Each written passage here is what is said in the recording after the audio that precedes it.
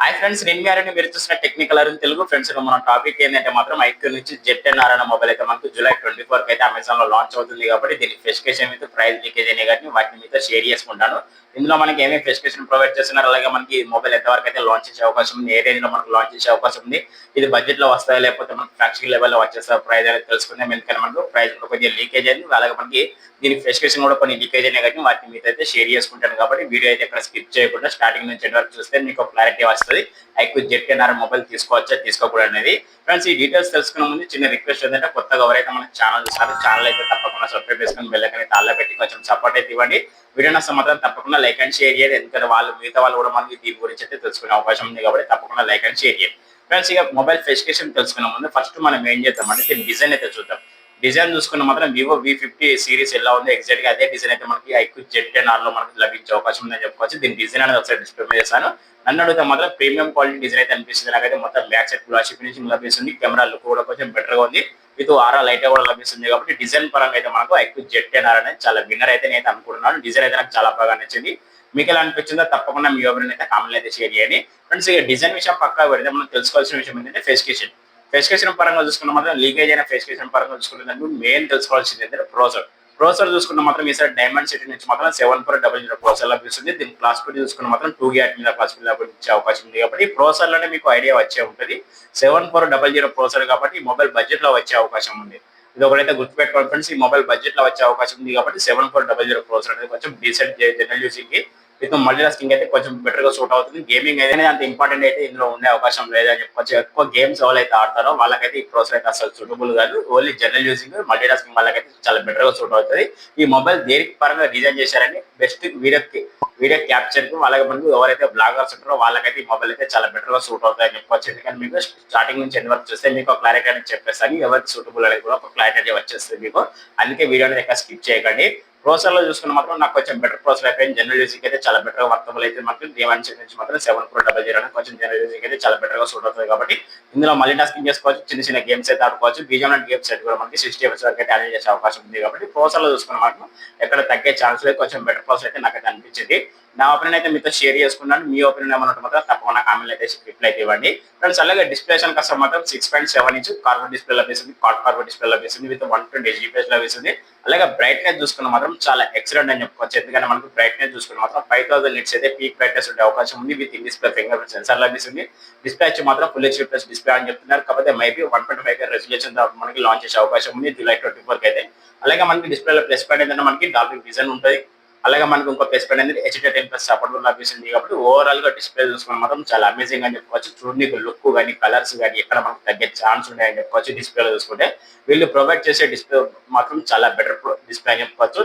ఎందుకంటే మనకి super AMOLED display కాబట్టి మనకి కలర్స్ కూడా చాలా బెటర్ గా ప్రొవైడ్ చేస్తారు. కాబట్టి కలర్స్ కూడా మనకి ఇక్కడ తగ్గే ఛాన్స్ లేదు. చాలా బెటర్ కలర్స్ అయితే వచ్చేస్తే మనకి డిస్ప్లే పరంగా చూసుకుంటే నాకైతే ఇందులో డిస్ప్లే చూసుకున్న మాత్రం చాలా బెటర్ గా నచ్చిందని చెప్పుకోవచ్చు. ఎవరైతే బెస్ట్ డిస్ప్లే బెస్ట్ విజువల్స్ కావాలనుకున్న వాళ్ళైతే దీని అయితే తప్పకుండా లుక్ అయితే మీకు 100% నచ్చుతుందని అయితే అనుకుంటున్నాను. ఓవరాల్ గా నాకు డిస్ప్లే విత్ ప్రాసెసర్ అయితే చాలా బెటర్ అనిపించినాయి. మీకు అనిపించినాయి మీ ఒపీనియన్ అయితే తప్పకుండా కామెంట్ అయితే షేర్ చేయండి.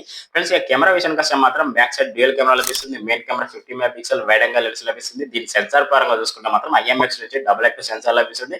ఇది సెకండ్ కెమెరా విషయానికి వస్తే మాత్రం 8 MP ultra wide angle lens లభిస్తుంది. రెండు యూజ్ చేసుకుని మనం బ్యాక్ సైడ్ 4K 60 FPS అయితే వేరే రికార్డ్ చేసుకోవచ్చు. కాబట్టి ఇది చాలా బెటర్ అని చెప్పుకోవచ్చు. ఇక్కడ మీకు క్లారిటీ వచ్చిందని చెప్పుకోవచ్చు. ఎవరికైతే బ్లాగర్స్ ఉంటారో వాళ్ళకైతే కెమెరాస్ అనేది చాలా ఇంపార్టెంట్ కాబట్టి వాళ్ళకైతే డిజైన్ చేశారని చెప్పుకోవచ్చు. కెమెరా చూసుకున్న మాత్రం చాలా హైలైట్ అని చెప్పుకోవచ్చు. ఎవరైతే బెస్ట్ కెమెరా అవుట్పుట్ కావాలనుకున్న వాళ్ళైతే దీని అయితే తప్పకుండా లుక్ అయితే బ్యాక్ సైడ్ ఒక ఆరా లైట్ కనిపిస్తుంది. కాబట్టి మనకు నైట్ లో కూడా మనకు విజిబిలిటీ అనేది కొంచెం అద్భుతంగా ఉండే అవకాశం ఉంది. పిక్చర్స్ కూడా క్లారిటీ అనేది చాలా అద్భుతంగా వస్తాయని చెప్పుకోవచ్చు. కెమెరాస్ పరంగా చూసుకుంటే బ్యాక్ సైడ్ కెమెరాస్ అన్ని చాలా హైలైట్ ఉన్నాయని చెప్పుకోవచ్చు.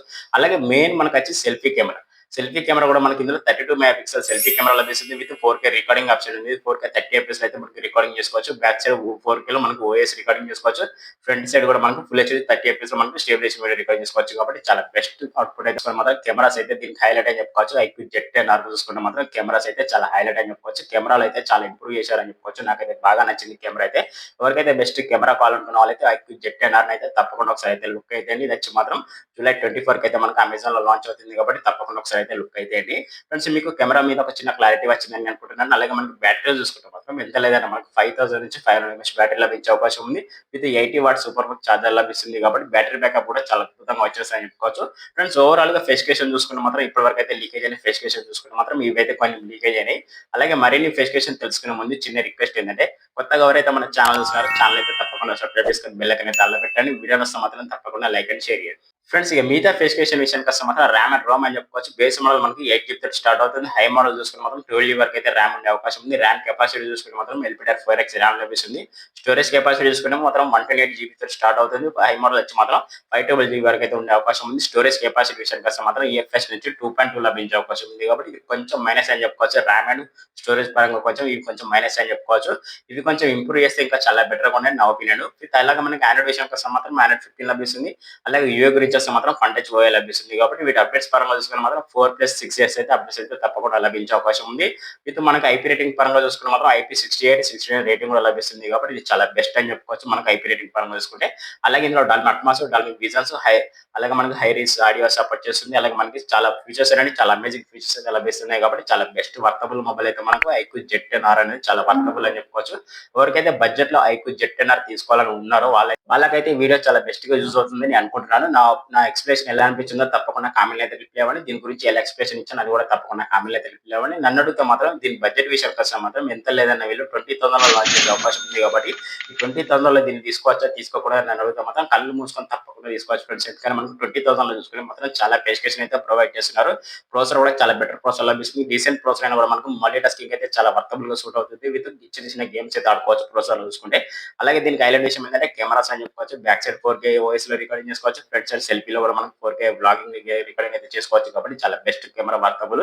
విత్ మనకు బ్యాటరీ బ్యాకప్ కూడా చాలా అద్భుతంగా ఉంటుంది కాబట్టి చాలా బెస్ట్ బ్యాటరీ బ్యాకప్ అని చెప్పుకోవచ్చు. దీనికి డిజైన్ అయితే చాలా హైలైట్ అని చెప్పుకోవచ్చు.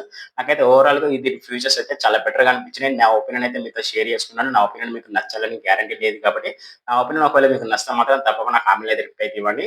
ఓకే ఫ్రెండ్స్, ఐక్యూ Z10R గురించి ఒక చిన్న క్లారిటీ ఇచ్చాను అనుకుంటున్నాను. క్లారిటీ ఇస్తే మాత్రం ఎవరైతే కొత్త మన ఛానల్ చూస్తున్నారో ఛానల్ అయితే తప్పకుండా సబ్స్క్రైబ్ చేసుకొని బెల్ ఐకాన్ అయితే ఆల్ పెట్టి కొంచెం సపోర్ట్ అయితే ఇవ్వండి.